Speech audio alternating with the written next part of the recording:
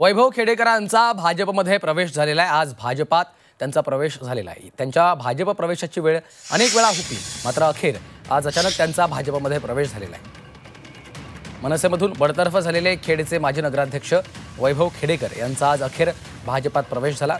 प्रदेशाध्यक्ष रवींद्र चव्हाणांच्या उपस्थितीमध्ये वैभव खेडेकरांसह संतोष नलावडे यांचा भाजपात प्रवेश झाला। 3 वेळा रखडलेला पक्षप्रवेश अखेर आज पार पडलेला आहे आणि याच निमित्तानं वैभव खेडेकरांशी बातचीत केलेली आहे आमचे प्रतिनिधी ओम देशमुख यांनी।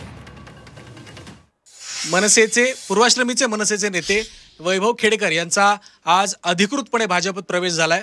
आपल्यासोबत स्वतः वैभव खेडेकर आहेत। कोकणामध्ये भारतीय जनता पार्टी ही गेल्या अनेक वर्षापासून कार्यरत आहे।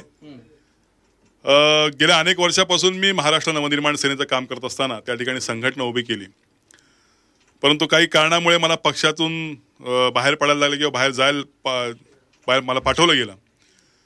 परंतु तरी नाउमेद न होता मी भारतीय जनता पक्षामध्ये जाण्याचा निर्णय घेतला। 4 तारखेला मागच्या महिन्यातल्या माझा पक्षप्रवेश होणार होता, परंतु तो काही कारणाने होऊ शकला नाही। पुन्हा 23 तारखेला माझा पक्षप्रवेश होता, तोही काही कारणाने होऊ शकला नाही।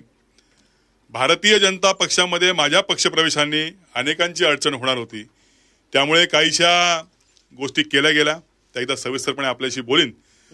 परंतु आज मात्र भारतीय जनता पक्षामध्ये मला प्रदेशाध्यक्ष रवींद्र भाऊ चव्हाण यांनी त्यांच्या परिवारामध्ये सामावून घेतलेला आहे। आज एवढं मात्र सांगतो की आज भारतीय जनता पक्षामध्ये माझा अधिकृत प्रवेश झालेला आहे आणि यापुढे भारतीय जनता पक्ष वाढवण्याचं काम मी कोकणामध्ये करीन आणि त्याचप्रमाणे या माझ्या सगळ्या सहकार्यांबरोबरती घेऊन येणाऱ्या स्थानिक स्वराज्य संस्थेमध्ये भारतीय जनता पार्टीचा झेंडा फडकवण्याचा मी काटोकाट या ठिकाणी प्रयत्न करेन।